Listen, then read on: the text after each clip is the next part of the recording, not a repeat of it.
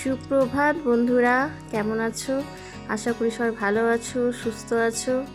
তো আবার একটি নতুন সকালে নতুন একটি ব্লগে তোমাদের সবাইকে ওয়েলকাম জানালাম। তো আশা করি ভালো লাগবে তোমাদের এই ব্লগ। তো চলো, ছেলেকে তো ছেড়ে দিয়ে এলাম বাস স্ট্যান্ডে, এখন বাড়ির পথে যাওয়া যাক। বাড়িতে গিয়ে দেখো আগে মেয়েকে পরিষ্কার করে ওকে ফর্মুলা মিল্ক খাইয়ে দিচ্ছি।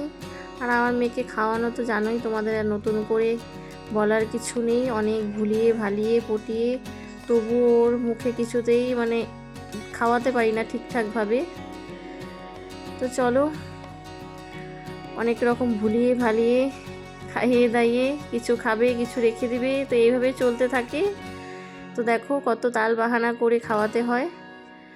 তো চলো, ওকে খাইয়ে দাইয়ে কাজ চালু করা যাক, কারণ কাজ এখনও চালু হয়নি। আর প্রথমে বলে রাখি, মা আজকে নেই। মা থাকলে একটু ধরো মনে করো ওকে দেখলে মা অনেকটা হেল্প করে দেয়, তো আজ বাড়িতে নেই।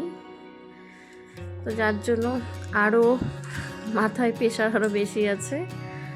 তো চলো, যেটা প্রথমে বিছানাটাকে পরিষ্কার পরিচ্ছন্ন করে নিলাম, কারণ যখন বাড়ি থেকে বের হই মানে কোনো রকমভাবে বিছানাটা গুছিয়ে যাই, তো এসে আবার একদম টিপটাপ ফিটফাট করে গুছাই। আর বলি, মেয়ে তো আমার পেছন পেছনই থাকে, ওর উদ্দেশ্য ঝাড়ুটাকে নেওয়া, তো ঝাড়ুটা চাই। তো সেটাই বলছিলাম ওকে, ঝাড়ু নিস না, আর বিছানা ঝাড়ছি একটু মানে দূরে দূরে থাক, কে কার কথা শোনে। তো তার জন্য ওর সাথে একটু বক বক করছি, দেখেছো বললাম তোমাদের। তো চলো, বিছানা বাটি পরিষ্কার করি, ঘর দুয়ার পরিষ্কারও হয়ে গেছে। জামা কাপড়গুলো আজকে কেচে দিয়েছি আগে, কারণ দেখছো পেছনে গাছগুলো নড়ছে, হাওয়া ছাড়ছিল, ওয়েদারটাও ভালো নেই, তো তার জন্যই জামা কাপড়গুলোই আগে কেচে মেলে দিলাম। তো চলো, আবার নিচে রান্নাঘরে যেতে হবে। আর মেয়েকে নিচেই রেখে এসেছি, বললাম থাক, খেলনা দিয়ে বললাম নিচে তুই নিচেই থাকো, আমি জামা কাপড় মেলে দিয়ে আসি। তো দেখো জামা কাপড় মেলাও হয়ে গেল, এসেছি রান্না করতে, কারণ খাওয়ানোর সময় হয়ে যাবে মেয়েকে। আর এখানে করছি মাছের মাথা রাখা ছিল ফ্রিজে, ওটা দিয়ে কুয়াশ ঘন্ট করছিলাম। আর পাবদা মাছ এনেছিলাম বলতে বাড়ির উপর থেকেই রেখেছি, তো ওটাই করছিলাম। আর মেয়েকে ওই মাছ দিয়েই আলাদাভাবে একটু ঝোল করে দিব। আর ডাল দেখি করবো কি করবো না, কোনো ঠিক নেই আজকে, কারণ মেয়ে যত ঝোল করছে আর মাও নেই একা।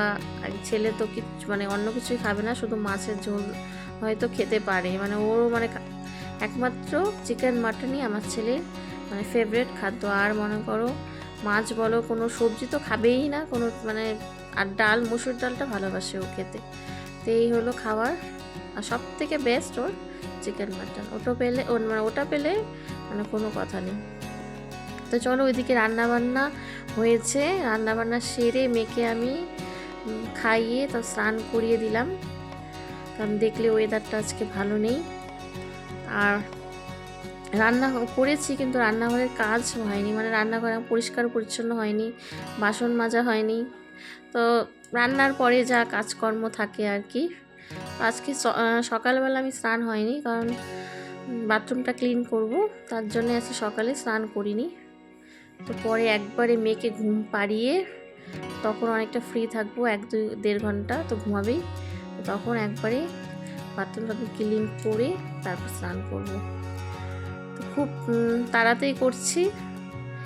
একেও ধরো স্নান টান করিয়ে তেল মাখিয়ে ড্রেস পরিয়ে দিয়ে মানে একটু পরে মানে ঘর মুছে তারপর ওকে ঘুম পাড়াবো। তাহলে মনে করো ও এখন ঘুমাবেও না। এখন আর কি বলবো, তখন বাজে হয়তো 12টা 12:30 এরকমই হয়তো বাজছিল। তো চলো, কাজ মানে মা থাকলে ধরো অনেকটাই হেল্প করে দেয়, আর না থাকলে তো পুরোটাই করতে হয়। তো ওকে দেখে রাখাও একটা অনেক বড় কাজ। আর মেয়ে দেখো, আমার মেয়ের মানে প্রত্যেক দিনই কিছু না কিছুভাবে ব্যথা পাবেই, এতটাই চঞ্চল, মানে এক জায়গায় স্থির থাকে না। বাচ্চারা চঞ্চল হয় জানি, কিন্তু মানে এক্সট্রা একটু চঞ্চল। যেমনি ছেলে ছিল আমার চঞ্চল, তেমনি মেয়ে, মানে কেউ কারোর থেকে কম নেই। চলো, ওকে পরিষ্কার পরিচ্ছন্ন করে দিলাম, স্নান টান করে ড্রেস ট্রেস পরিয়ে দিলাম দেখলে। এখন ধর ঘরটা মুছে নিচ্ছি, মপ দিয়ে মুছে নেবো আজকে, আর হাত দিয়ে মুছবো না। তো মাঝে মাঝে যখন মনে হয় যে একটু অস্বস্তি মনে হয় যে না আজকে একটু হাত দিয়ে ভালো করে একদম পরিষ্কার করে মুছবো, সেই দিনে হাত দিয়েই মুছি। আর দেখেছো, মেয়ে কিন্তু আমার মানে সাথে সাথেই ছিল, আমি তাই মুখ দিয়ে বক বক করছিলাম যে বললাম মানে ঘরে গিয়ে বস, সোফাটা গিয়ে বস। আমার পেছনে পেছনেই ছিল। তো চলো, ঘর দুয়ার মুছে ওকে ঘুম পাড়িয়ে তোমাদের সাথে দেখা হবে একেবারে সন্ধেবেলা। কেননা ঘুম পাড়ানোর পরে অনেক কাজ আছে, তোমাদের বললাম যে কাজগুলো করার কথা। তো ক্যামেরা করে নিয়ে আর অত মনে করো ক্যামেরা করতে গেলে অনেকটা দেরি হয়ে যাবে, যার জন্যেই তোমাদের সাথে একবারে সন্ধেবেলা দেখা হবে। তো চলো, welcome back my channel Bengali mums lifestyle with Dipa. দাঁড়াও, কথা বলে নি। তো দুপুরের পর থেকে তো আর তোমাদের সামনে আসা হলো না। দুপুরে কাজটা সেরে একটু রেস্ট করেছিলাম।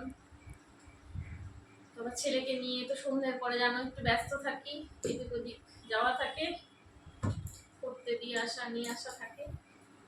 কতগুলো জামা কাপড় ছিল ভাঁজ করিনি, কিছুটা করেছি আর কিছুটা ভাঁজ করিনি।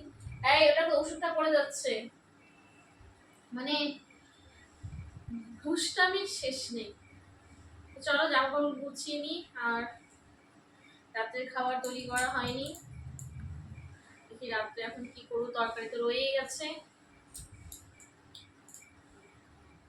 তো বন্ধুরা, দেখি কতটা ভিডিও করতে পারি, তাহলে তো এন্ড করে দিব। মামা এখানে এসো, দেখেছো আমি এদিকে কথা বলছি, ও কাজ করে যাচ্ছে। ফ্রিজ থেকে কি বের করেছো মামা, এটা দেখি, হাতে দে দে,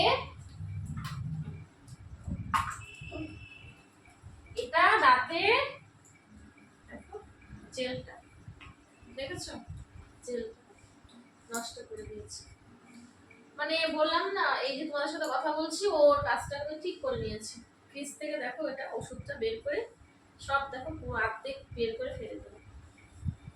তো এই বললাম না, ডেইলি ব্লগ করা হয় না, মানে এর জন্য এদের সামলে না মানে ভীষণ মুশকিল হয়ে যায়। তো চলো বন্ধুরা, একটু ভাজ করি, রান্নাঘরে যাই, এদেরকে খাওয়াই, ছেলেকে খেতে দিই। হাজবেন্ড তো আসবে দেরি করে, পড়ে যাবি। ব্লগের সঙ্গে থেকো, আর কেমন লাগছে ব্লগ জানিও, ভালো লাগলে লাইক করে দিও, আর চ্যানেলটাকে সাবস্ক্রাইব না করে থাকো তো অবশ্যই করে দিও প্লিজ। ঠিক আছে না, কথা না বললে বুঝবে কি করে, আমাকে বলছে চুপ করতে বলছি, চুপ করো। তুই বন্ধুর সাথে কথা বলবা, বলো তো কথা।